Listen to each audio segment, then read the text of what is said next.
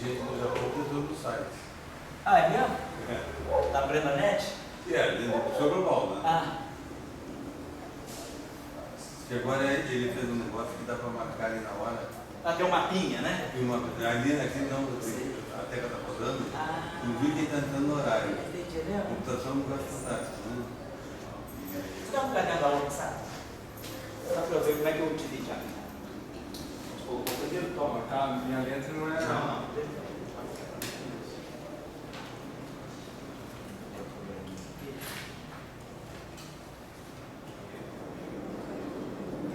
Bom, então, nossa ideia vai ser assim, como eu tinha discutido com vocês, eu sei que tem muita gente que está começando, que não tem assim, nem conhecimento muito prévio ainda de equação do Dirac, então vai estar dando. Amanhã, inclusive, a aula que eu vou dar, a aula apêndice de amanhã, eu vou falar sobre relatividade de espaço unicórneo, então, para o pessoal do curso de elétrica, né? Então, a gente vai falar da equação do Dirac. Mas vamos supor aqui um mínimo. Então, a proposta da gente aqui no curso, nós vamos falar de processos de QED. Mas nós não vamos reportar a QED sozinha, uma teoria isolada. Cargas interagindo, partículas carregadas interagindo com fótons. Não. Vamos pensar que a QED está contida num ambiente maior. Nós estamos pensando que a QED está dentro da teoria eletrofrágica. Nós vamos querer misturar os processos, vamos poder saber até que ponto um processo eletromagnético ele pode sofrer interferência do setor fraco. Então, vamos tentar abordar a discussão da QED sempre pensando que a QED é parte de uma teoria unificada, de uma interação eletrofrágica.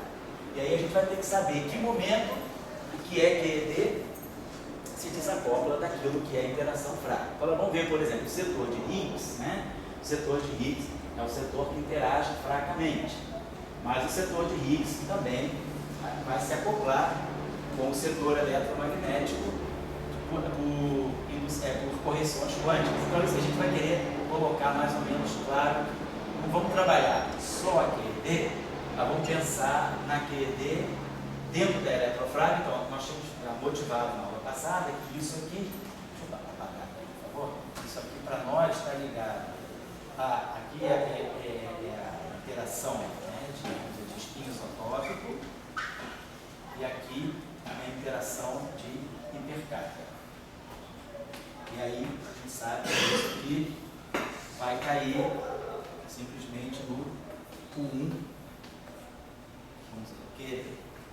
Então a QED está saindo dessa mistura. Então vamos lembrar que o fóton da QED ele guarda na memória dele que ele é uma combinação, né, de ângulos, via ângulos de Weinberg, da terceira componente aqui, do bóson de Gauge daqui com o bóson de Gauge daqui. Então a gente vai querer levar essa informação à frente dos processos de QED para a gente poder fazer um processo de QED, mas depois saber como que aquele processo de QED pode ser também corrigido por processos práticos. Então vai ser mais ou menos essa a visão que a gente vai colocar aqui. Tá? Então aqui a gente tem uma quebra de simetria a 250 GeV. São 246 GeV. Então, se a gente vai falar de uma QED acima de 246 GeV, eu vou falar de um processo de interação, troca de elétrons, espalhamento elétron-elétron, por exemplo, ou espalhamento elétron-positivo no LEC, né?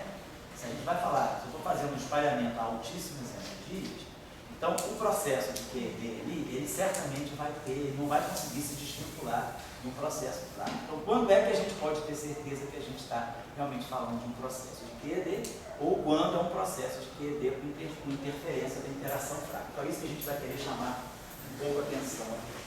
Então, para quem nunca mais ou menos fez essa discussão, não tem muita ideia de como essas coisas acontecem, eu vou fazer uma introdução bem resumida, tá? E, claro, depois do segundo semestre tem um curso do Tião comigo. A gente dá um curso de interações fundamentais onde a gente aborda os detalhes dessa teoria aqui. Mas a gente vai querer só, de uma forma mais assim, esquematizada, mostrar como é que isso aqui sai daqui. Claro, a gente vai querer calcular, nós vamos fazer a nossa física aqui. Mas a gente vai querer sempre, de vez em quando, fazer um flashback dessa física e pensar que essa física ela não está reportada. A gente faz isso por uma questão só disciplinar, né, para aprender uma matéria. Aprender aprender essa matéria aqui. Mas, na verdade, a física é uma só. Essa matéria aqui, ela está ligada com essa matéria aqui. Então, o pré-requisito para isso aqui, não é isso que é pré-requisito para isso, é isso que é pré-requisito. A gente devia fazer primeiro um curso de SO2 próximo 1, para depois fazer um curso de PED. Tá? Então, eu só quero chamar a atenção para esse aspecto aí, porque às vezes o estudante fica muito disciplinado numa coisa e recorta muito as coisas. A gente tem que pensar que isso tudo a gente está buscando sempre a unificação. Então, para nós, as interações fundamentais são unificadas. Então, vamos pensar também depois como é que a própria QED se relaciona com a física de interações fortes. Né? Em um momento, a gente vai esquecer que o quarto tem carga e que os quartos têm cargas e momentos magnéticos, então eles vão interagir também com o setor eletromagnético. Então, aqui também tem uma física de cor que vai estar interferindo aqui. Então, inclusive, isso é um dos testes, um dos grandes testes da QCD para confirmar o número de cores igual a 3 é aquele processo que a gente põe ali, entende? É justamente aquele processo que a gente faz mais, é menos, né? Faz a razão entre a seção de choque do processo é mais, é menos indo em hadrons e é mais, é menos indo em elétrons. Então, com essa razão, por essa razão experimental, a gente consegue ter uma argumentação forte para o número 3 de cores. Né? Então, SO3 cor, não SO4, não SON de cor. Então, e aí, a gente está usando para tirar a informação da interação forte um processo eletromagnético. Então, a interação eletromagnética, porque no fundo a gente está falando o quê? A gente está falando do modelo padrão, a gente está falando disso. Né? Então, a nossa física ela deriva daqui.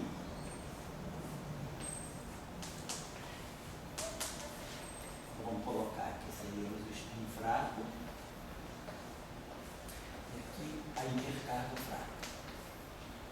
E aí, a gente sabe que nesse limite de energia aqui, então aqui a gente sabe que entra o Higgs, e esse Higgs aqui, uma faixa de energia aproximadamente 240 GeV, ela interfere o Higgs destrói essa estrutura de simetrias aqui e manda para nós aqui embaixo o SO3 de cor, quer dizer, manda, vamos dizer assim, o SO3 da QCD, né, cor, e manda o SO3 e o eletromagnético. Então, essas duas conseguem sair daqui. Né? Mas a gente vai ter que ver que essa aqui ainda mantém uma relação também. Você falou? A QCD não precisa do Higgs. Não, a QCD precisa do Higgs para ganhar massa. Quer dizer, os Higgs, os quartos têm interação fraca. Então, pela interação fraca é que eles se acoplam com o Higgs. O Higgs não tem os números quânticos. Mas os gluons não precisam do Higgs. Os gluons. Os gluons. Os gluons, não. Os Eles gluons não se desacoplam dos Higgs. O Higgs, o Higgs tem número quântico de interação fraca, né, claro, interação eletromagnética. O quark, ele tem interação fraca. Então, é a interação fraca do quark, que a gente vai ver agora no lagrangiano, que acopla ele com o Higgs. E aí dá a massa dele. Mas o gluon fica fora desse processo. Então, vamos dizer, o Higgs não tem nenhum número quântico de cor. O acoplamento dele com o quark é pelo número quântico fraco. Tá? Ele tem interação fraca e o quark também tem interação fraca. É isso que os dois. Mas o gluon não tem interação fraca. Só os quarks. Tá? Os gluons, vamos dizer, os gluons são singletes de SO2. Eles são completamente transparentes por SO2. Você pensa pela colocação. Então,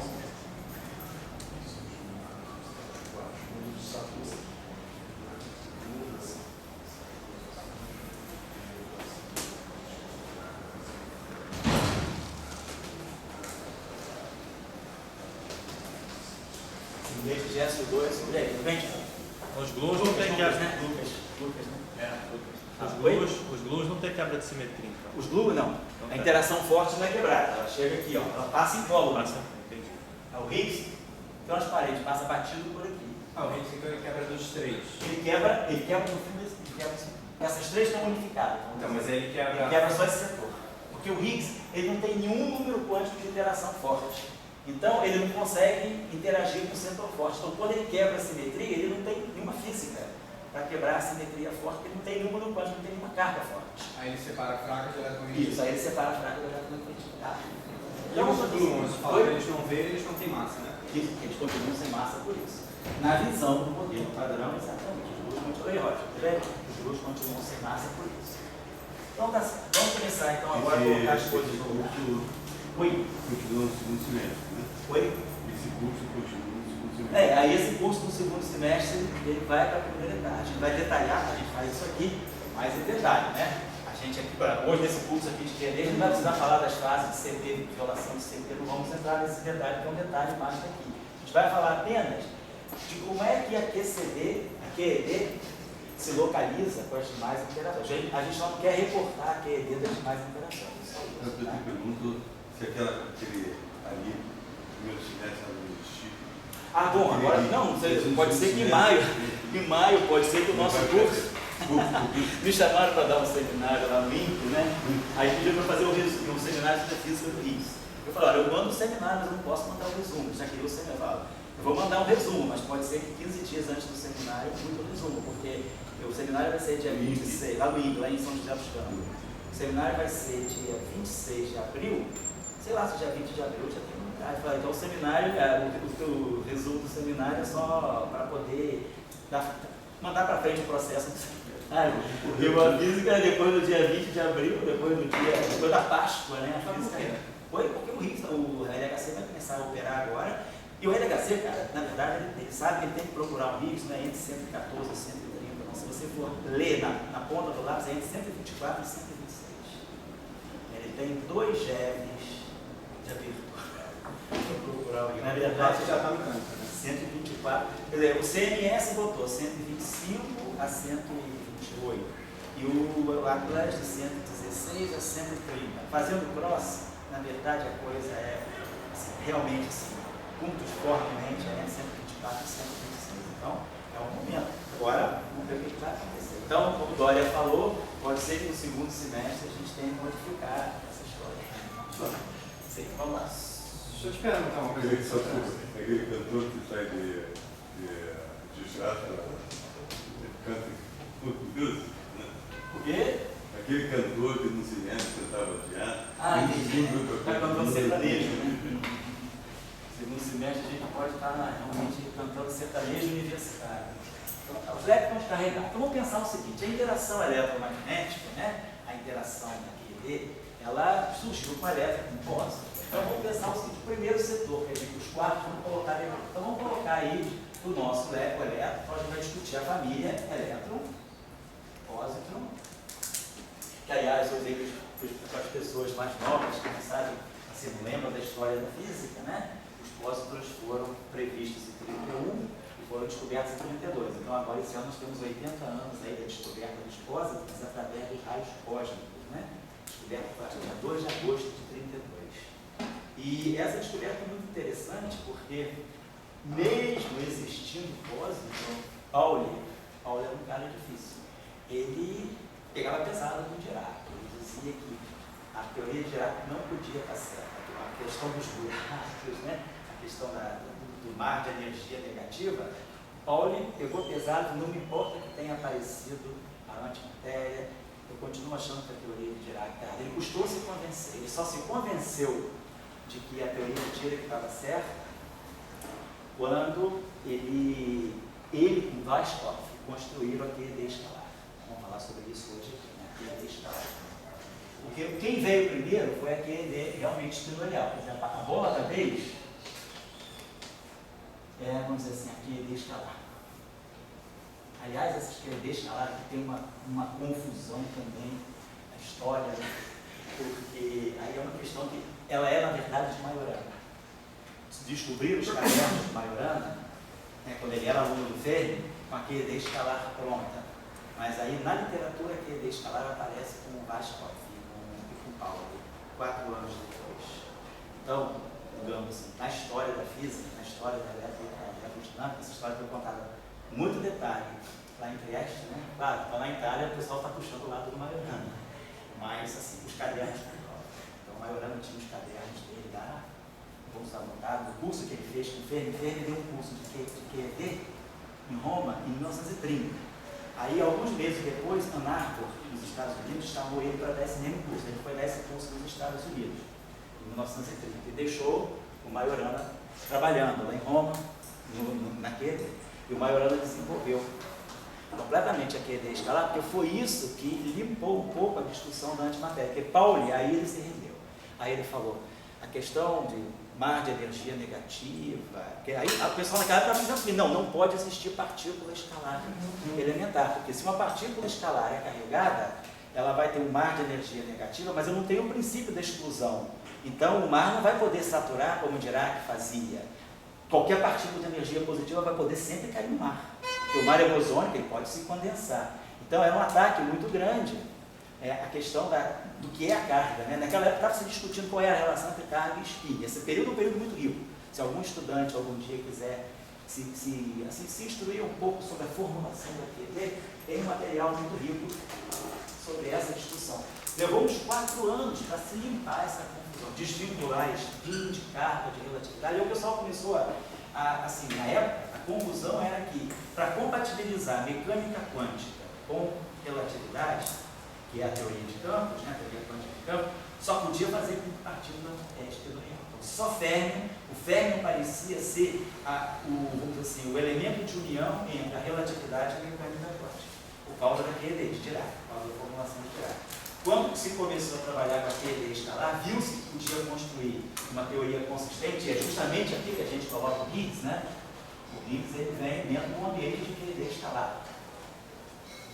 Claro, naquela época ninguém nem pensava no Higgs, mas foi o que deu, inclusive, do Yukawa, quando o Yukawa propôs a teoria dos mesons em 35, e o Yukawa só propôs a teoria dos mesons porque em 34 saiu um trabalho do Weizsäcker e do Pauli, mostrando que fazia sentido considerar partículas escalares elementares, né? Partículas escalares com carga. Então, eu poderia ter uma QED para um setor escalar também, porque a QED não era obrigatória apenas para partículas fermiônicas. Então, isso aqui, a QED escalar, na verdade, ela nasce em Majorana, em 29. Depois ela reaparece. Eu acho que na literatura se chama até Pauli Weizsäcker. Eu acho que é a QED de Pauli Weizsäcker.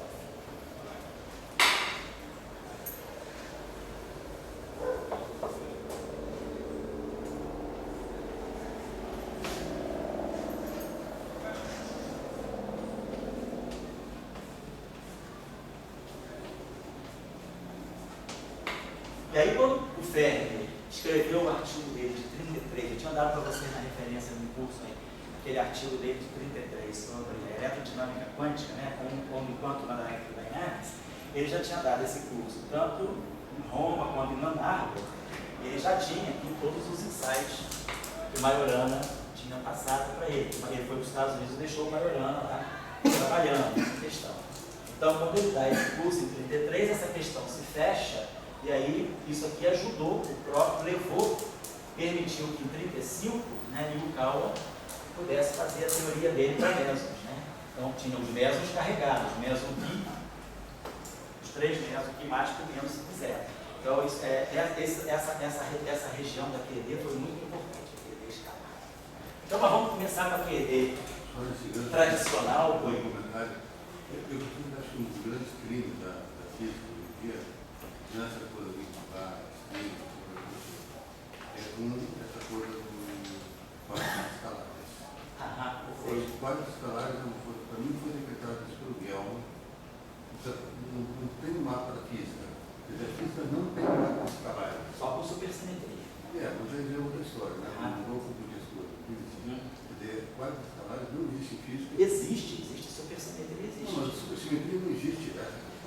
Mas ela prevê quadros escalares. Então, se os quadros escalares aparecerem, eles podem ser evidências da supersimetria. Você pode prever quadros escalares sem precisar... Prever ou colocar, não? Não, colocar, fazendo a colocar pode. Pode, escalares, calcular a... Pode, sem dúvida, sem dúvida. Agora, a questão é o seguinte, quando você pega o leite do Gell-Mann, não tem quadros escalares ali. Entendeu? Você tem quadros escalares... Por que você acha que não tem? Não tem porque, quer dizer, ele colocou, vamos dizer, o spin meio como o fundamental para construir as outras coisas. E o W, o ômega menos que encontrou, provou que a partir de quadros escalares...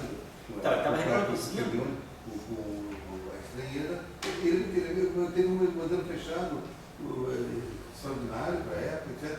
Estou dando minha opinião. Isso induziu as pessoas a não colocar código de escalagem. Então, quando calcula uma beta function, certo? O pessoal não se preocupou com o código de escalagem. Será que hoje em dia, a pergunta que eu faço, não tem nada de simetria? Você tem um top 4, uma massa igual a massa de ouro, do átomo do ouro, tudo incrível. Será que não tem um código de escalagem nessa história? Eu acho que é um grande gap que tem na física a minha discussão de código de escalagem. E o pessoal da PCB não admite código de escalagem. Assim que eu entendo. Legal. Vamos para frente. Então vamos colocar aqui os elétrons da regra. Vou começar só com os elétrons, vamos colocar só a família de elétrons, depois a gente faz a regra. Então a ideia é a seguinte, né? Nós vamos ter o elétron, então, dentro da visão, né? Dessa visão mais construtiva da teoria, para quem já fez o curso, um pouco disso. Tem um elétron no setor left, tem um elétron no setor right. E temos o neutrino que apenas aparece no setor left.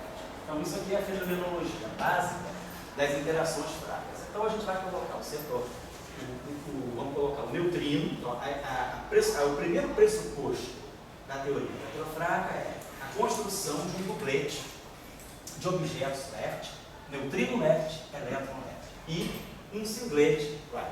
Então, esse objeto aqui tem todos os números quânticos de S2 de 1. Esse objeto aqui tem só os números quânticos do 1. Então, está construindo aqui. A novidade aqui agora é que, ao fazer essa descrição e trazer as simetrias S2 e O1 juntos, a gente já está colocando no mesmo multiplate de S2 um objeto, que é o neutrino, que é neutro, que está fadado a não ter interação eletromagnética.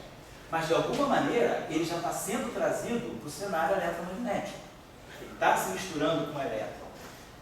Tudo bem que essa simetria ainda é fraca, mas a simetria eletromagnética que a gente está vendo na QED, ela herda uma componente daqui. Nós vamos ver que esse 1 eletromagnético aqui, ele pega uma componente aqui e se junta com essa aqui. Então, a gente já começa a perceber uma fenomenologia que eu coloquei para vocês na aula passada, que é a possibilidade de nós detectarmos as propriedades magnéticas do neutrino.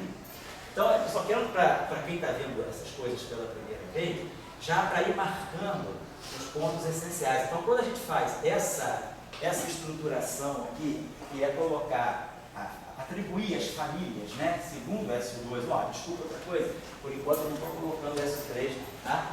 Porque os elétrons não tem interação forte, estou colocando só S2. Então, isso aqui é um duplete de S2.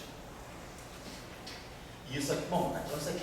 Ele vê o S2, né, como nós estamos vendo, um duplete, como vê também o 1. Cada um é uma família? Cada um é uma família. Então, o elétron, quando ele começa, tem dois elétrons. O elétron leve é uma partícula, o elétron light é outra partícula. Depois, na nossa QED, esses dois elétrons se juntam para formar o elétron que nós conhecemos.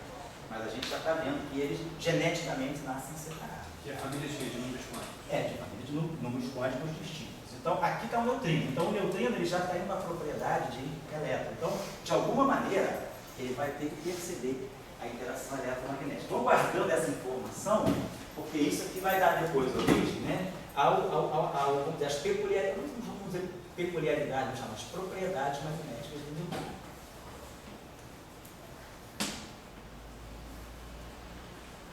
Então, a gente já vai marcar o ciclo ali.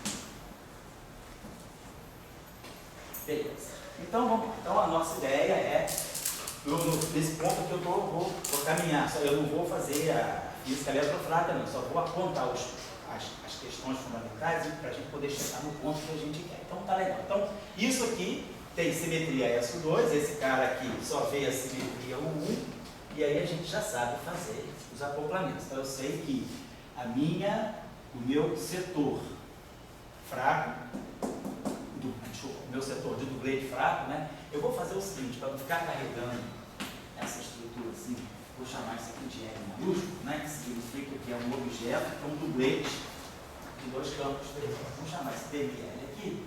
Então ele vai ter para a gente derivada covariante de sempre. Então vamos colocar aqui a constante de estrutura da interação fraca, IG, do S2. Então aqui vamos colocar a família, né? Vamos chamar essa família aqui, normalmente a gente chama de B. E aqui, as matrizes de Pauli são 2. Então isso aqui é a estrutura S2 do elétron left e do right. Então o elétron left, ele vê a simetria S2. O elétron right não vê a simetria S2. Então isso garante, deixa bem claro para nós que no início, né, quando a teoria é construída, antes da quebra de simetria, elétron left e elétron right são duas partículas diferentes. E o grupo de Lorentz, essa quebra é relativista. Isso aqui não viola a simetria de Lorentz, porque isso aqui é a representação meio zero e isso aqui é a representação zero. E aqui nós vamos ter esse setor aqui, se acopla agora com esse campo aqui. Né? Vamos colocar aqui IG'. Essas derivadas são tomadas com relação ao quê? Essa derivada. Essa pergunta foi muito boa, assim. Não é como esse espaço temporal. Essa derivada é espaço temporal. Por exemplo, tomada aquilo ali? Esse objeto aqui é uma função de x. Isso aqui são funções de. É como se fossem funções de 2. Tá? Pode perguntar, não tem problema não. Amanhã, se você der aula, vai ficar um pouco mais claro para você. Tá? Vamos lá, então o IG' aqui. Então aqui nós vamos colocar a carga, né? Então vamos colocar o valor da carga. Vamos chamar essa carga de carga Q. Vamos chamar assim, para não fazer confusão. QY. Por que os Gs são diferentes? Os Gs são diferentes porque são duas interações diferentes, são duas simetrias distintas. Então, cada simetria carrega a sua interação. Então, aquela simetria S2, ela tem essa família de bósons de gate, e essa simetria 1, ela tem um bóson de gate. Mas as derivadas? A derivada, ela incorpora as duas. Ela incorpora todas as interações. Quando você tem vamos dizer, você tem um grupo de gate, que é, sei lá, um grupo G1 vezes um grupo G2, você vezes um grupo G3, vezes um grupo G4, você tem 4 simetrias em operação. E você tem um campo que tenha número quântico dessas 4 simetrias. Ele vê as 4 simetrias. Então, você quando for definir a derivada covariante dele, né, a gente não vai definir, quando a gente constrói, vê que tem que construir a derivada covariante pelo estudo da teoria de Newton, a gente vai ver que na mesma derivada covariante, você vai incorporar cada simetria é uma interação com a sua constante de acoplamento. Aí aqui vai entrar a família de bósons de gauge do G1, vamos chamar de Xi, atuando psi. Depois eu vou ter essa interação aqui, constante de acoplamento G2, família de campo de gauge, Y atuando psi. Assim vai. Então, para cada fator, que a gente chama de fator simples, né? Isso aqui é um grupo simples, do ponto de vista da simetria, a gente, para cada fator simples do grupo semisimples, a gente introduz uma interação no campo de gauge. E esses X e o Mi são operadores? São o seu campo, são operadores. No ponto de vista do grupo, são operadores matriciais, exatamente. É isso. Eles incorporam os geradores do grupo, são operadores matriciais. Tá? E aí aqui, né, então eu botei a carga, aqui eu não preciso botar a carga, né? A carga já é a matriz de Pauli, porque a simetria não abeliana. Numa simetria abeliana, eu boto a carga, eu boto aqui o campo de gauge associado a essa simetria. Então isso aqui, vamos dizer, seria o fóton Y. Então, construímos aqui as interações de gauge, né? As interações de gauge, então aqui eu tenho o setor left, o elétron left, o neutrino left, interagindo com esse bóson de gauge, neutrino left e elétron left interagindo com esse bóson de gauge. Isso aqui simplesmente é a parte de momento, é simplesmente a parte de propagação. Fazer a mesma coisa com o setor right. Aqui a gente vai ver. Esse campo aqui, esse aí sim, o Saulo, ele é neutro do ponto de vista do S2, então ele não tem aquela primeira parte, ele não vê nada de simetria S2, ele não tem nenhuma interação com o bóson de gauge. Então ele vem para cá. A constante de acoplamento é universal, pois a gente espera que cada espécie distinta tenha a mesma constante de acoplamento, que hoje é debatido, né, quando a gente estuda essas teorias de gauge com violação da simetria de Lorentz, que é chamado modelo estendido, modelo padrão estendido. Dentro da visão do modelo padrão estendido, nós podemos começar a fazer pequenos splittings, pequenas separações de universalidade. Então, nada diz que a constante de acoplamento de uma interação para o elétron é a mesma que a da outra partícula, vamos dizer, do muon, que vai ter a mesma interação. Então, as partículas que sofrem aquela mesma interação, a gente começa a ter a possibilidade de ter constantes de acoplamento dependentes da espécie, da categoria de partícula. Não é a visão convencional de Yang-Mills. A teoria de Yang-Mills, dada aquela interação, seja a interação SO2 ou a interação, cada interação carrega a sua constante de acoplamento. Então, qualquer campo, qualquer matéria que tiver essa interação, ela vai ter essa interação com a mesma constante de acoplamento. Tá? Então, se aqui entra o elétron, se aqui entra o muon, se aqui entra o tal, entram os neutrinos, todo mundo vai ver essa interação com essa mesma constante de acoplamento. Então, é a universalidade. Então, esse gelinho daqui é o mesmo que o daqui. Quem é zero aqui não é o G.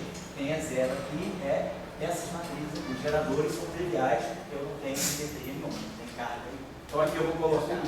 Pode falar. Oi? Uma condição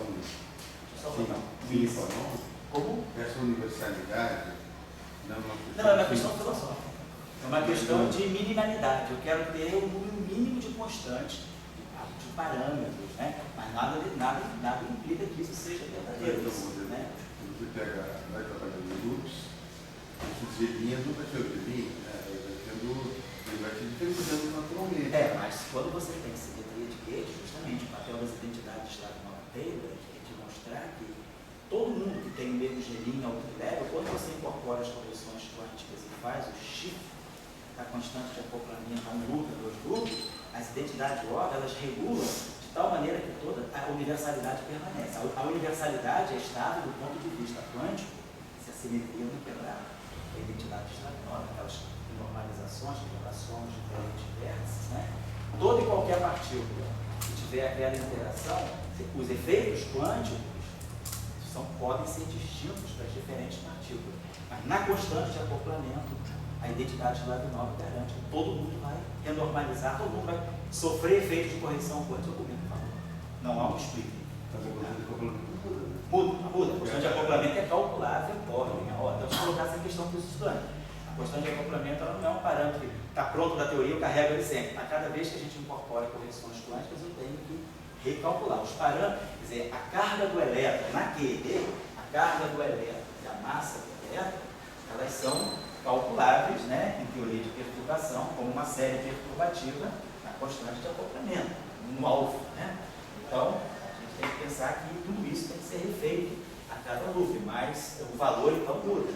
Então, a cada razão giromagnética do elétron, que a trileva é 2, né, com a incorporação de efeitos quânticos é 2,00115,9, blá, blá, blá. Vai ganhando efeitos de loop. Certo? Aqui eu estou colocando um left, porque o elétron left, a carga dele frente à simetria, o 1, é diferente da carga do elétron right, como eu estou colocando para vocês. Isso aqui não é um operador, não, isso aqui é um número. Se vocês quiserem, eu posso até botar em Q minúsculo, né? Na mecânica quântica, tudo que é maiúsculo é operador. Chamar isso aqui a carga Y, é a carga na simetria Y do elétron left. Isso aqui é o valor da carga na simetria Y do elétron right. Então, do ponto de vista da gênese da interação eletromagnética e da interação fraca, o elétron left e o elétron right são objetos distintos. Isso aqui é Y1, que é o campo de Gauge atuando em R. Agora, claro, depois que houver a quebra de simetria e eu reinterpretar o eletromagnetismo, aí o elétron left e o elétron right vão ter a mesma carga eletromagnética. Mas as cargas fracas e um deles são diferentes. Só para quem está lembrado aí do curso, não sei se vocês estão lembrados, além daquela expressão de Gelman e Shijima, né, que é a carga eletromagnética, é a terceira componente do isospin, mais um meio de Y sobre 2, né? Com isso aqui a gente sabe calcular esse carinha, que pelo menos para o elétron, né? A carga eletromagnética do elétron é menos 1. O elétron está na componente de baixo, então ele tem número quântico menos meio, isso aqui. Então vai fixar esse Y aqui como sendo menos 1. Então, para o elétron left, esse número, esse símbolo que eu estou colocando aqui, vale menos 1.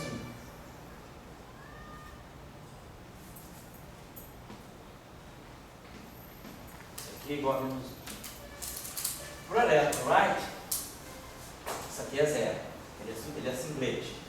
Então, o y vai menos 2. Então, para o elétron right, esse valor aqui é menos 2. Agora, quando a simetria for quebrada e a gente reobtiver aquilo que a gente vai interpretar como sendo eletrodinâmica, as cargas se juntam, essas cargas, e se combinam com determinados fatores, de tal maneira que no final do dia a gente vai ver o elétron neutrino sai daqui, o mecanismo de Higgs faz isso, o Higgs chega ali, ele destrona o elétron left, coloca aqui o elétron right e o elétron left. Esses dois se incorporam, ganham a mesma carga elétrica e ele joga o neutrino para cá. Então o Higgs dá uma ombrada lá no neutrino e se acopla com o elétron right para formar o elétron. E o neutrino fica aí flutuando pelo universo, bombardeando a Terra o tempo todo. Né? Então tá, mas por enquanto a situação é essa. Então, com isso a gente já tem um início, né, que pode ser a gênese, né, a pedrinha fundamental do QED. Está tudo aí dentro. Então, no momento, para quem está olhando, no momento aí dentro, a gente não sabe o que é QED e o que é interação fraca. É uma interação única, né? Uma interação baseada nessas simetrias S2. Eu ainda não sei o que é eletromagnetismo, não tem fóton. Ainda não tem visão aqui do que seja o fóton e do que seja, por exemplo, os exemplos.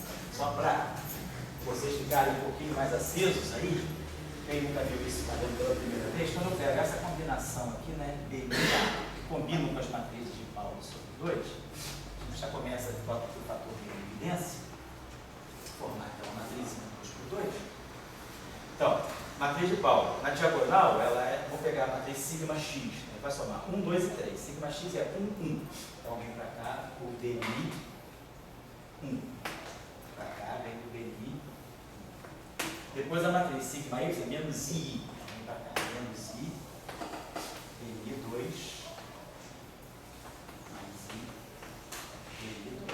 E vem para cá, na diagonal, que é a matriz sigma 3, BI, índice 3 e menos BI 3.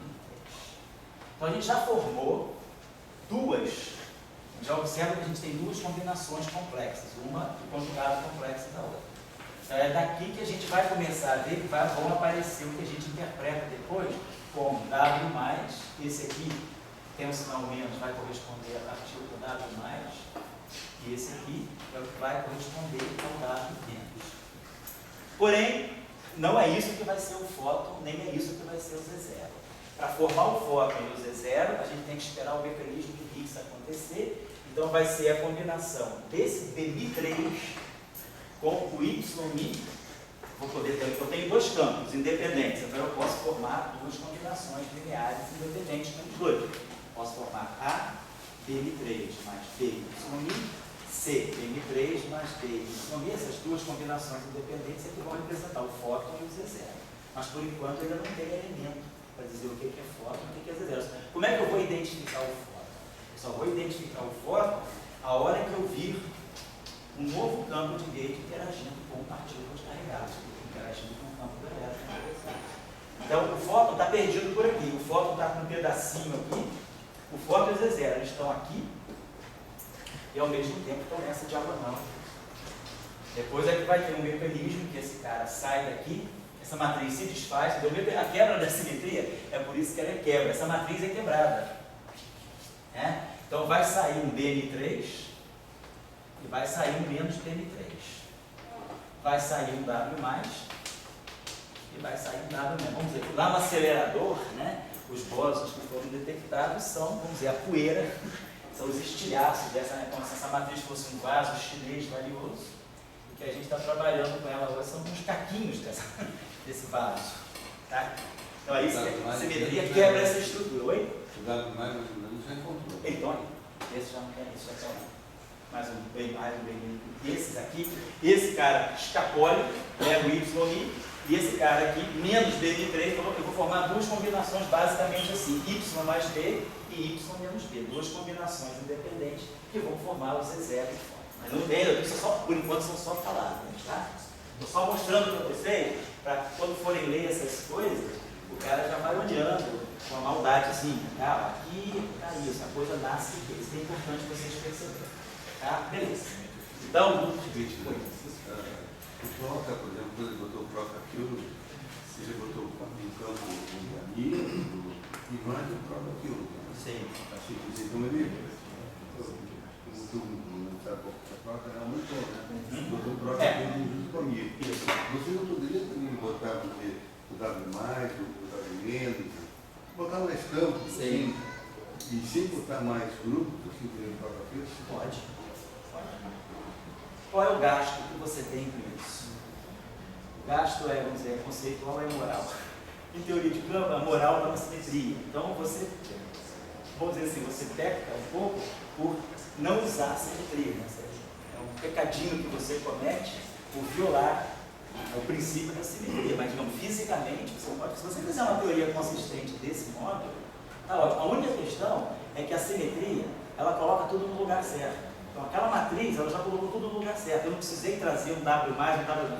Ela trouxe. Ela automaticamente aglutinou os Ds nas combinações que eles devem aparecer. Isso é mérito da simetria. Mas não significa que essa seja uma Então, aquela acomodação ali, você está acomodando a aula. Porque é um ambiente de discussão. Você não precisa, para ter aquela acomodação, botar o teu verso 2. Não precisa. Não precisa. Você podia ter uma alfa ali, podia ter uma alfa. Sim, não precisa. É porque você está querendo assim, ficar muito ligado na simetria. A questão é essa, é uma questão de ponto de vista. Só isso. Não precisa. Não precisa. Bom, então, só para o beginner aí, né? O garoto da iniciação científica entender o que é uma simetria quebrada. Uma simetria quebrada, realmente, o Higgs ele destrói essa organização aqui, que é puro SO2. Aqui é puro SO2. Né? O que o Higgs faz, se a gente quiser pensar um pouquinho assim, em termos mais, mais sociológicos, né, é que o Higgs ele vai invadindo as tribos. Né? Ele pega lá o dublê, arranca fora o neutrino e mexeu naquela tribo. Ele interfere socialmente no modelo. Né? Ele chega essa maneira, está todo muito arrumadinho, essa sociedade está muito bonitinha, não vai cada um para o seu canto, cuidar de si, né? Então isso aqui é uma coisa meio comuna, e o Higgs ele chega para fazer um neoliberalismo, né? Ele joga lá, cada um cuidar de si, cada um por si, ganhar dinheiro e se dane o resto. Um pouco nessa a brincadeira que a gente faz assim, na alusão com a sociologia, que eu, inspirado pelo meu filho que estuda sociologia, eu fico brincando com ele com essas coisas. Você vê sempre o análogo, quando ele fala uma coisa de sociologia, eu vou ver qual é o análogo. Então o modelo padrão é muito mais, é um modelo dentro antropológico. Tá bom, então, beleza. Vamos então agora começar a botar aquilo que o Andrei disse sempre. O Andrei disse sempre, hoje teve uma discussão ferrada na hora aí do almoço com o Carinho, que o Andrei disse sempre, nosso amigo, ele diz que as únicas ciências são física, claro, é óbvio. Assim, nem todas as físicas, eu não vou dizer quais, que ele não considera físicas. Não, é pior. Isso ainda considera física, matemática, claro, química. O resto, história na ciência, biologia na ciência, medicina na ciência, sociologia na ciência, nada assim. Então ele está lá, vamos fazer ciência agora. Ciência, segundo ele, tem que ter um lagrangiano e tem que ter previsão. Se não tiver previsão, se eu for no médico, o médico vai dizer exatamente quando você vai morrer e de que você vai morrer, então isso não é ciência. Mecânica quântica não é ciência. Isso eu estava falando também, cara, não, mecânica quântica é ciência. Mecânica é coisa mais incerta, porra. Tu mede uma coisa, não acha outra, não, mas isso é ciência. Porque é física, só porque é física. Sabe qual é a grande ciência? Sabe qual é a grande ciência? Não é eu que estou falando. Não sei qual é. A grande ciência é a história. História, né? A grande ciência. Quer dizer, é mais difícil. Para tudo tem uma historinha. Aqui eu estou contando uma história. Até agora eu só contei história. Eu não botei um Lagrangiano. Agora vamos sair da história. Perfeito, mas fala contigo. Para tudo tem história. Uau. Quem é essa pessoa que você falou? Não, o professor de sempre, nosso amigo Andrei, da Universidade de Londrina. Professor que está curso de trabalho, Andrei Vincent. Você conhece ele? Eu acho que não. Você está sempre aqui com a gente. Entrevista, você conhece ele. Ele organizou aquela Satellite School de 3 anos atrás aqui. Um curso bem grisalho. Sabe o que é, né? Você conhece a revista certamente. Vamos lá, A Lagrangiana, assim, da história, o único que escreveu a Lagrangiana há muito tempo, assim, por que o Marx é importante?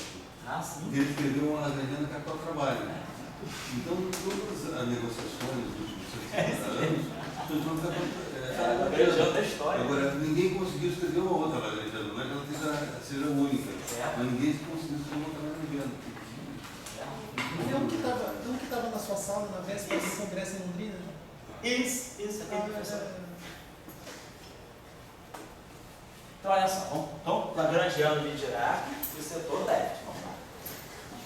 Então, o setor left obedece ao Lagrangiano de Dirac. Então, aqui a gente já está começando a colocar as raízes daquele. Então, está tudo embutido aqui, ó. E o setor right também vai seguir o Lagrangiano de Dirac. Então, vamos botar aqui o eletro right.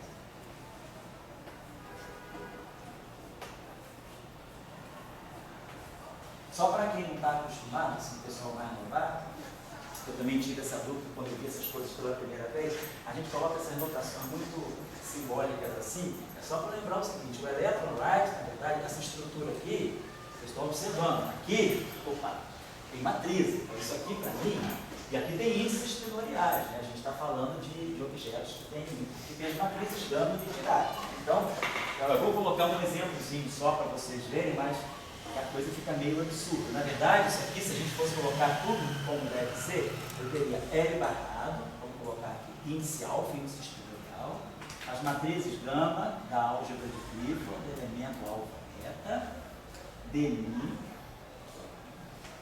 L, beta. Então, explicitei os índices tenoriais. Depois, aqui dentro, eu tenho que explicitar os índices. Quando eu pegar essa estrutura aqui, quando eu abrir isso aqui, né? Só para vocês verem. Então, isso aqui seria o que para nós? Só para L alfa barra. Então, vou fazer o seguinte. Esse L aqui, na verdade, quando eu definir esse L, ele tem duas. Aqui tem um neutrino e aqui tem um elétron. Então, é como se aqui tivesse. Esse L tem dois índices. I igual a 1 é I. I igual a 1 é a componente superior, corresponde ao neutrino. I igual a 2 é a componente inferior, corresponde ao elétron. Então, esse número I é o número de SO2. É um número que distingue as duas famílias que estão dentro do SO2.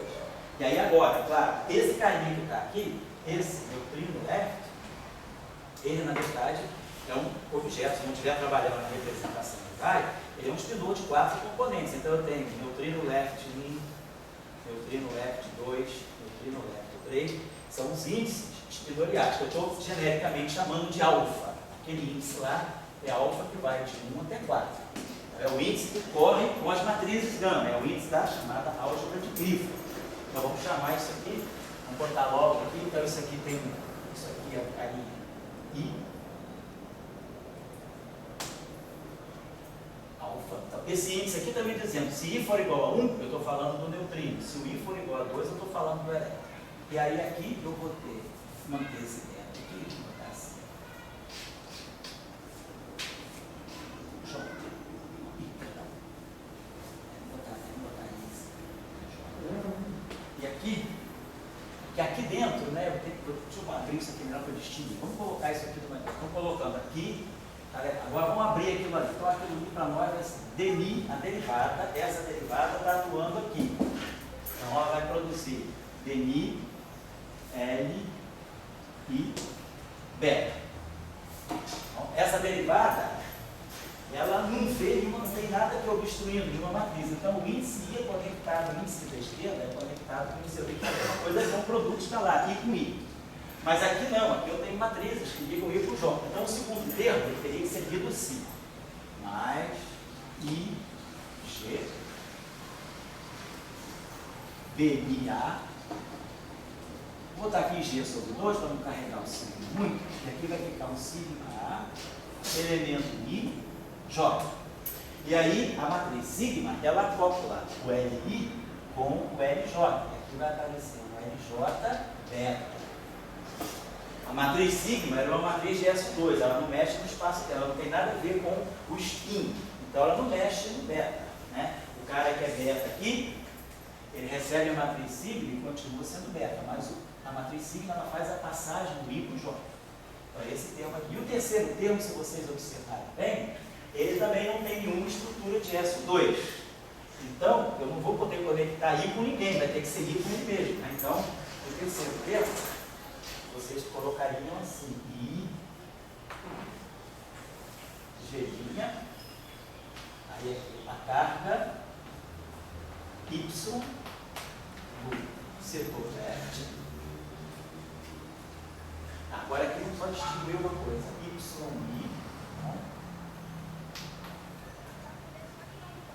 Vou colocar assim, e aqui eu teria, vamos pensar o seguinte, o elétron, beleza, o elétron, eu não fiz o cálculo aqui, mas se vocês forem observar, essa carga menos 1 do YI, ela é compartilhada, tanto para o elétron quanto para o neutrino. Então, esse valor aqui é o mesmo dos dois, então eu não preciso distinguir I com J, porque se o neutrino tivesse esse valor de carga diferente do elétron, eu teria que colocar um Q e J aqui, mas não tem, porque o neutrino e o elétron têm a mesma carga, o 1 elétrico. Esse valor menos 1 vale tanto para, é para o elétron geral, ele vale tanto para o neutrino quanto para o elétron.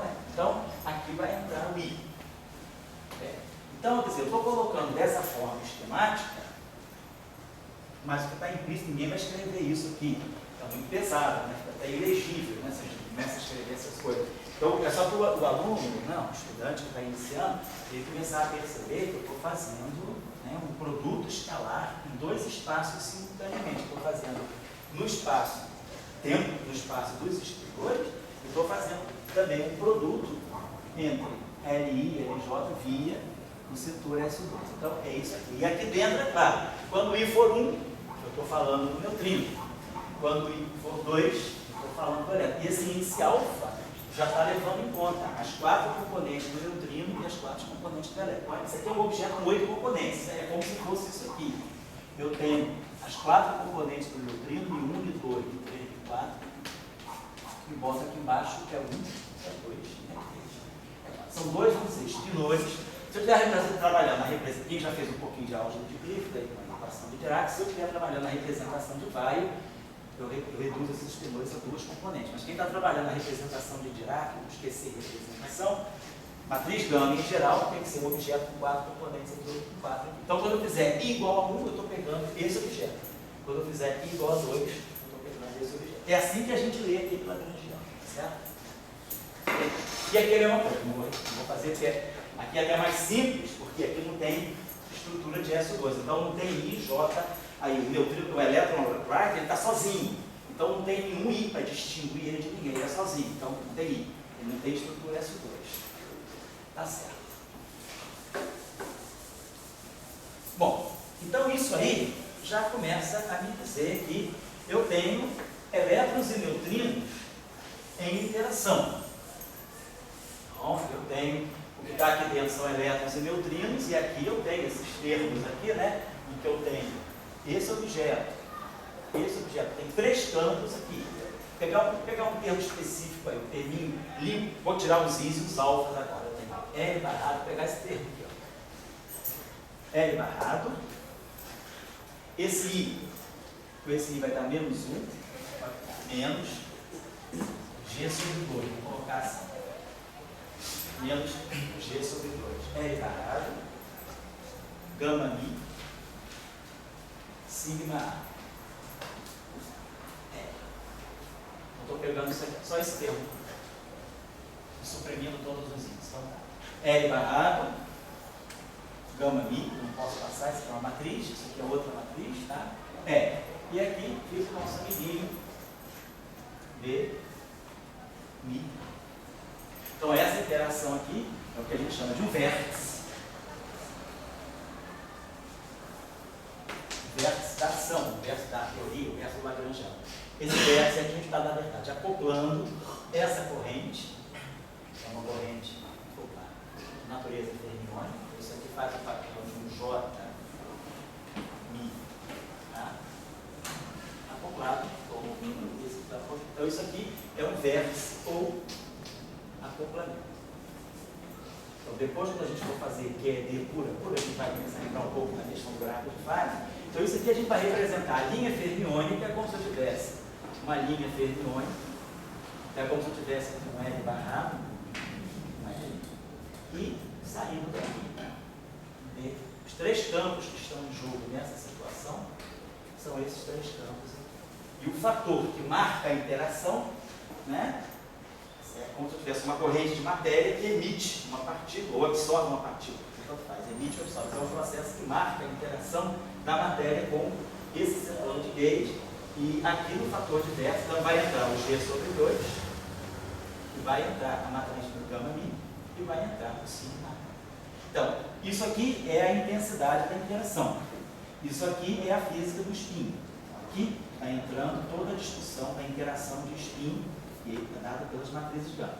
E aqui está entrando a física do isospin, a física do setor fraco, que está a física do sabor. Isso é neutrino.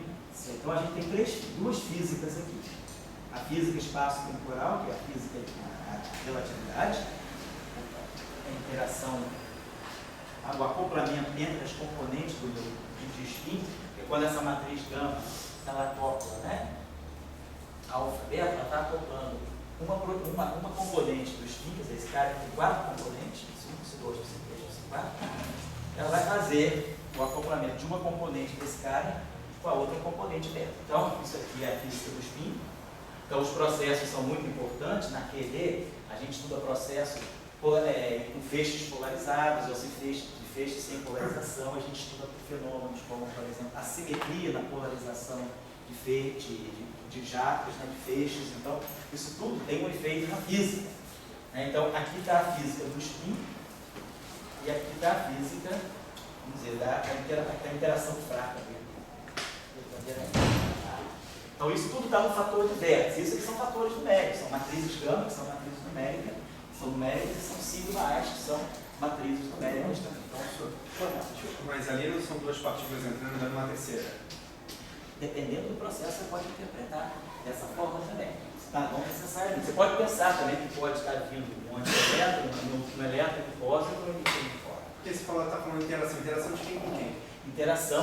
Não sei se está muito Não, não tem problema não. Porque os alunos iniciantes de iniciação que você está falando são doutores perto de mim. Que isso? Estou falando isso aí, você tem que perguntar. É isso mesmo. Amanhã tem aula de redenção. Aula do sábado é aula da redenção. Aprender física, né? Então, olha só. Não, é a aula apêndice do curso de elétrica. Para descarregar o curso de muita coisa que tem que ficar dando de grupo, de não sei o quê, para deixar o curso ser mais de elétron mesmo, eu estou jogando esses apêndices matemáticos assim para a aula de sábado. Estou mais aula só para quem não conhece as coisas. Quem já conhece, não precisa. Pode ter certeza que você não precisa do que eu vou falar amanhã, tem certeza que você sabe. Eu diria o contrário, isso é excelente. Não, ele sabe. Olha só, gente, então, Salvador, a pergunta vai procede pelo seguinte: interação de que com que? Então, beleza. Interação, isso aqui é uma corrente. Você observa que, se você lembrar lá da mecânica quântica, lembra lá, corrente de probabilidade. Densidade de probabilidade. Depois a gente tem a corrente de probabilidade, gradiente de psi menos, aquela historinha, velocidade, gradiente para cá, psi. Então tá lá, tem corrente e a densidade de probabilidade. Então isso aqui é uma coisa bilinear na função de onda. Aqui é bilinear no campo. Isso aqui está fazendo o papel que estaria fazendo aqui. Aqui é a física do spin. Então, isso aqui é uma corrente de matéria. Quem está rolando aqui? Aqui pode estar entrando, por exemplo, um elétron, pode estar saindo um neutrino e emitido W menos. Ou pode estar entrando um elétron, está saindo outro elétron e aqui está saindo fora. Esse processo aqui, justamente, a matriz da interação eletrofraca está aqui. Desse processo, depois, nós vamos ler vários processos que estão embutidos aí dentro que vão corresponder ou a processos fracos ou a processos eletromagnéticos. A física eletromagnética e a física fraca vai sair daqui. Por exemplo, aqui, nós vamos poder, esse beta vai poder dar para nós assim, elétron, neutrino, W menos. Ele vai poder dar, por exemplo, positron. Mas é um elétron dando um neutrino W menos ou um neutrino mais um elétron dando W menos? Não, o elétron ele vai se espalhar para alguém, vai sentir uma interação. Quando ele sentir a interação, ele vai responder na interação se transformando no neutrino e jogando no W, que é o que acontece na interação fraca. Quando você pega o nêutron e ele decai no próton, no elétron, no antineutrino, no elétron, em termos de quark, isso significa que o quark dele está decaindo, o quark U. Então, o que aconteceu nesse processo? Você tinha um D. E esse D se transformou no U. Então vamos a historinha que a gente acontece. Tinha um D, o D se transformou no U, então tinha um quarto D, o D se transforma no U, emitindo um bóson W-. Esse W- depois se materializa no elétron e no neutrino. Então, esse processo você vai interpretar como se fosse um processo que você pode também lê-lo como se fosse um espalhamento entre o quarto D e o neutrino, que vai dar um quarto U no elétron. Então, nós vamos aprender a ler os gráficos de Feynman direitinho, no sentido da flecha. Tá? Por enquanto, eu estou só fazendo a descrição fenomenológica para poder mostrar para vocês como é que a matéria vai começando a interagir com o modelo padrão. E quando desse processo aqui, eu vou poder ler também, dentro desse mesmo processo, eu vou estar lendo esse processo aqui, elétron, fóton. Então, a QED, ela nasce irmã desses processos aqui. Como eu posso também ter um processo aqui, um elétron trocando Z0 aqui, e vai interagir com alguma coisa aqui. Então, a interação fraca pode ser via Z0, pode ser via gama. Então, quando você detona, a questão é, quando o elétron troca um fóton, será que necessariamente, em que situação ele vai poder trocar um Z0 também? Então, quando um elétron passa pelo outro elétron, você manda um feixe de elétron contra pósitron, os elétrons e os pósitrons vão se espalhar. No processo de espalhamento, eles vão trocar fótons, porque eles têm interação eletromagnética. Mas até que ponto você pode ter certeza que eles estão trocando Z0? A partir de quando? Será que o processo de Z0 é tão provável quanto o processo de fóton ou o processo do hídrogen sobre outro? É isso que a gente tem escrito um pouco nesse curso. Mas se você dá um peso quando você soma para um diagrama de Feynman, você está dando peso a essas. Está dando peso a essas. Entregar a trajetória também, né? Também. Porque o que vai estar levando em conta são as constantes de acoplamento. A constante de acoplamento eletromagnética, que é alfa, ela é cerca de 1/137. A constante de acoplamento frágil, que é aqui, é menor. Então, esse processo é mais dominante do que esse. Agora, quando você aumenta muito o limite de energia, essas constantes de acoplamento elas começam a correr, elas não são fixas de energia. E aí, com o correr da energia, essas constantes de acoplamento podem ficar mais próximas. E aí, o processo de troca de Z0 não é tão longe do processo de troca de fóton. Então, é esse tipo de feeling que vocês têm que desenvolver um pouquinho quando forem estudar a QED. Saber, porque hoje em dia, antigamente, há 60 anos atrás, eu só tinha QED. Então, quando eu olhava para um processo desse, não tinha outra coisa na cabeça. Mas hoje em dia, você tem QED, você tem QCD, você tem supersimetria, você tem unificado. Então, quando você vê um processo desse, o que vai estar trocando? O que está realmente correndo lá dentro? Então, você tem que saber em que escala você está, para saber que física, né, você tem que colocar. Às vezes eu coloco essa questão para o estudante de iniciação científica. Né? Problema: um elétron, um campo elétrico. O cara vai lá, física 3. Beleza. F igual a QE mais QVD. Então, o cara só lá. Aí tem um elétron, um campo eletromagnético. Aí, se o cara já é um pouquinho mais poluído, você que sabe de relatividade especial, ele já vai ficar. Sabe que eu tenho que usar isso? Ou eu posso ter que usar isso?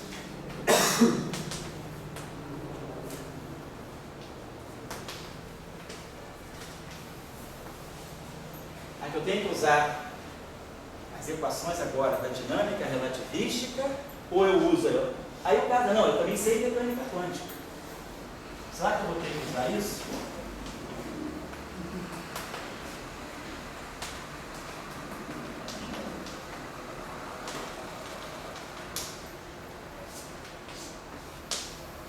Aí o cara fala, não, eu sei mais. Eu sei equação de Dirac.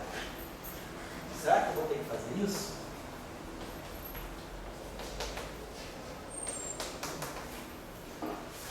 Aí outro cara fala, eu sei mais ainda.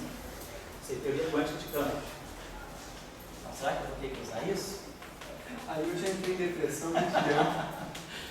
Não, eu estou mostrando para vocês. Aí a gente tem que saber que física isso é fundamental. Vou sair calculando o quê? Então eu tenho 5 opções nesse menu. 1, 2, 3, 4, 5. O problema é esse, é um elétron no campo elétrico. Claro, é óbvio que vai depender da situação. Qual é a velocidade típica desse elétron? Qual é o valor desse campo? Esse campo elétrico é muito forte, um pouco forte. Esse campo elétrico é variável, tem frequência muito variada ou não tem? E aí a gente vai saber, dependendo da situação, do contexto, eu vou usar isso. Dá uma boa resposta para o problema, vai dar uma física boa. Eu digo, não, essa física aqui é barata. Não vai corresponder a essa situação, tem que usar isso. Aí o cara ele fala, não, está com um problema maior aí, cara. Esse elétron está muito acelerado, você tem um campo elétrico muito intenso, você tem que usar isso aqui. Então, o problema é esse. Quando você tem um processo de espalhamento elétrico, o que eu vou usar? QED? Vou usar eletrofrágil? Vou usar unificação? Vou usar o modelo padrão minimamente supersimétrico? Então, quando você tem um processo físico, hoje a gente sabe muitas teorias. E essas teorias descrevem diferentes regimes. Então, você tem que saber decidir em que região da física você está, em que escala que você está, para saber qual é a física que descreve aquela região que você está. Mas eu estou colocando para vocês. Então, esse processo, ele é muito rico. O cara está dizendo, eu perdi, deprimido, não sei o que escolher. Não, você sabe escolher. Tem que dizer, ó, esses elétrons são elétrons do létron, ou são elétrons de uma conservadora, mais do era. Esses elétrons estão sujeitos a uma situação tal de campo magnético. Aí você já começa a ver, então esse campo magnético ele já excita uma coisa mais, já excita, pode excitar, ele pode dar muita energia, pode excitar apósitos, então já não posso mais saber mecânica quântica, tem que ser teorítica. Então você tem que saber, de acordo com a situação que você vai descrever, a mesma física ela tem várias leituras. Então, caso eu te disser que eu tenho um elétron, um campo elétrico, vamos dizer, uma plaquinha de capacitor, tá? Ninguém vai usar usar aqui livros de TV televisão, né? Não vai fazer isso, né? Você considera que tá bom você saber a física do engenheiro lá, a física 3, a física, um pouquinho de eletromagnetismo mais avançado resolve o problema. Agora, onde é que eu vou usar QED? Dentro de casa eu uso QED quando acendo a luz, sei lá. Né? Começa a perguntar para a mãe essas coisas, ela vai saber de responder. As mães da gente sabem essas coisas. Tá bom? Tá claro a situação? Calma. Você tem que entender que física que você está fazendo. O resto é tudo símbolo. Isso, tudo aí para baixo. Tá?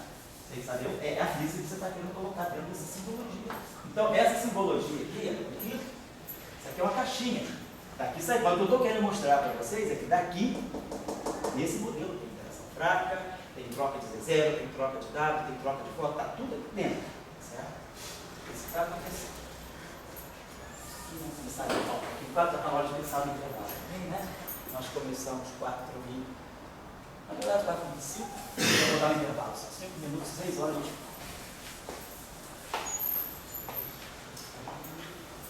Vou aproveitar. Não sabe Oi? Pois é, o elétron nem sabe que equação que a gente está usando. O problema é nosso, não é dele. Né? O elétron nem fica deprimido, ele fica o físico. O elétron precisa nem de terapia. O físico fica deprimido. Né? Aí ele faz o paper dele usando o QED, o referido.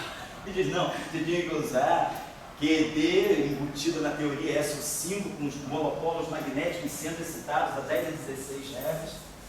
Aí haja a lei soltão. Não é assim, é mesmo?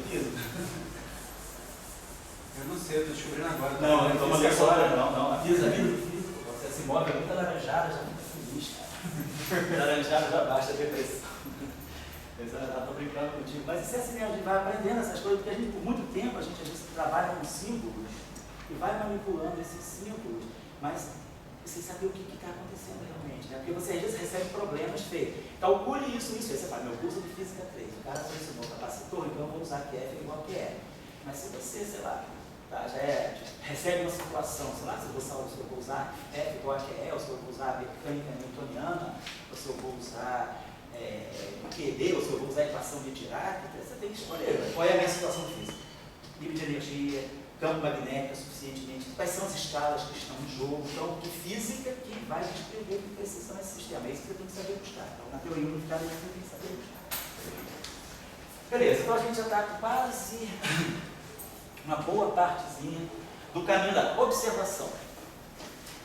Não tem massa. Todo mundo que já estudou um pouquinho da equação de Dirac sabe que o termo de massa seria M psi barrado no psi. Eu teria que ter um férmio, outro férmio e o termo de massa. Coisa que não existe aqui. Então nós só temos partícula livre e interação. Então o elétron está livre, mas também tem as interações com Y, e o elétron leve. O neutrino leve tem a parte livre, eles estão se propagando, mas de vez em quando eles emitem, absorvem fótons, etc. Agora eu tenho que começar a pensar na escala. Então não tem escala aí. A constantes, uma coisa importante é dizer que aquelas constantes de acoplamento G e G', elas não têm dimensionalidade, então elas são adimensionais. Então eu não tenho nenhuma noção aí, eu não tenho massa, estou sem escala. Como é que eu vou fazer física sem escala? Se eu tenho um processo dele, as partículas têm massa nula. Os constantes de acoplamento não têm dimensão, é toda uma física sem referência. Então, né, nessa física aqui não precisa de balança, não precisa de régua, porque também tem simetria de escala. Então é uma física meio estranha, né? Tem que botar, está bem medido. Então, eu estou precisando gerar uma escala. Claro que a motivação que a gente tem é que eu quero descrever interação fraca também. A interação fraca, ela se restringe ao interior do núcleo atômico, é uma interação de curtíssimo alcance. Então, o setor fraco é uma interação que deve ficar na escala de 10 a menos 15, né? Porque ela vai ter que ser menor, ela vai atuar numa escala que é menor ou da ordem de 10 a menos 15 metros. Então, essa escala aí, mas uma escalinha nessa faixa aqui de 10 a menos 15 metros, já é uma escala que está me levando, se a gente for pensar em termos de energia, isso aqui significa uma energia maior ou da ordem de joules. 10 a 2. Então, eu preciso criar essa escala, eu preciso dizer, a interação fraca, ela começa a ser notada, naquela flechinha que eu tinha colocado para você, né, a separação eletrofraca, ela se dá a 246 joules. E é nesse instante aqui que o Higgs faz o trabalho dele, quebra as simetrias, destrói aquela matriz, tira os dublês, bota o elétron com o elétron, joga fora o neutrino. É nessa região de energia que a batalha acontece. Você sabe que, uma comparação, essa coisa dele, esse é um pensamento padrão, né? Assim, 246 Hz, só que tem um outro pensamento padrão na paleontologia, que é aquela história do dinossauro. Sabe o que você falou? A paleontologia. O dinossauro, há 60 milhões de anos atrás, né? Quando eu tinha um louco, assim, os dinossauros morreram. Por que eu não encontro esqueletos de todos os dinossauros daquela época? E não tem isso, entende? Sim. Mas o pessoal continua falando que o dinossauro... Mas não virou petróleo. Ei? Não virou petróleo. Não, Diz que as coisas dos dinossauros não virou essa massa biológica, não virou petróleo. não, mas digamos, ele tem um pensamento de... Sim. Os indivíduos respondem as ossadas, né?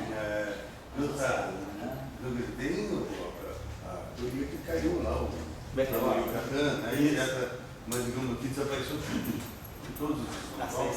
E digo que isso é muito comum no pensamento humano, né? Como assim? Essa coisa do 246 isso aí é uma coisa dentro do imaginário. Dentro de uma doutrinação. Nem imaginário, é uma doutrinação. E é uma coisa, assim que é caminho. Eu estou dando aula de catecismo. A catequese aqui é o modelo padrão. Depois vocês podem se tornar ímpios, pecadores, né? Como diz a Bíblia, né? Ímpios, hipócritas, pecadores.